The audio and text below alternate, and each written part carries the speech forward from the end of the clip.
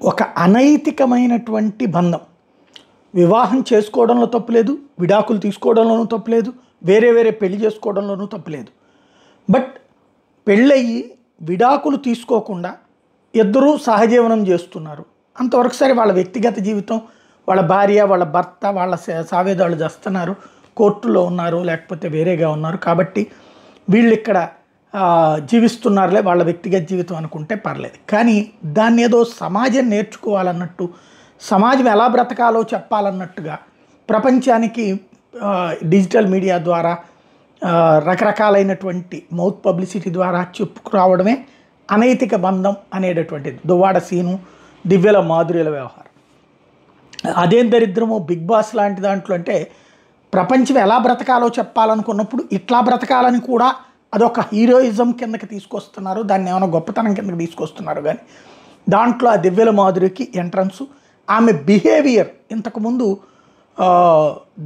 ఏది దువ్వాడని కి చేరువు కావడం కోసం ఎంతో త్యాగం చేసిన వనితగా ప్రొజెక్ట్ అయినటువంటి అమ్మాయి అసలు క్యారెక్టర్ ఏంటన్నటువంటిది అక్కడ అర్థమైంది.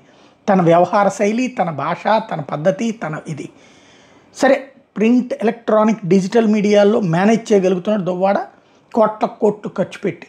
ఇప్పుడు ఆ మాధురి ఏదైతే ఎలిమినేట్ అయిందట, ఒక అందుకు మంచిదే, అది ఇంకా కన్ఫామ్ కావాలి. అది నిజమైతే బిగ్ బాస్ తన జీవితంలో చేసింది పచ్చళ్ళ అమ్మాయి వీళ్ళిద్దరిది. ఎందుకంటే వీళ్ళని చూసి సమాజం నేర్చుకోవాల్సిందేం లేదు, సమాజంలో ఉన్న మంచిని చూసి వీళ్ళు నేర్చుకోవాలి, తమలో ఉన్న చెడును పక్కన పెట్టుకోవాలి. బట్ ఆ లక్షణాలు కనబడట్లేదు.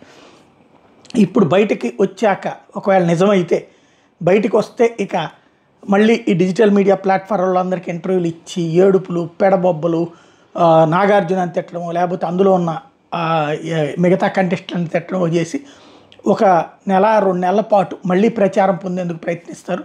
మరి మీడియా అందుకు సిద్ధపడి డబ్బులు తీసుకుని వాళ్ళని హీరోయిజం కింద చూపెట్టడానికి సమాజానికి రెడీ అవుతుందో చూడాలి. జరిగినా ఆశ్చర్యపోనక్కర్లేదు.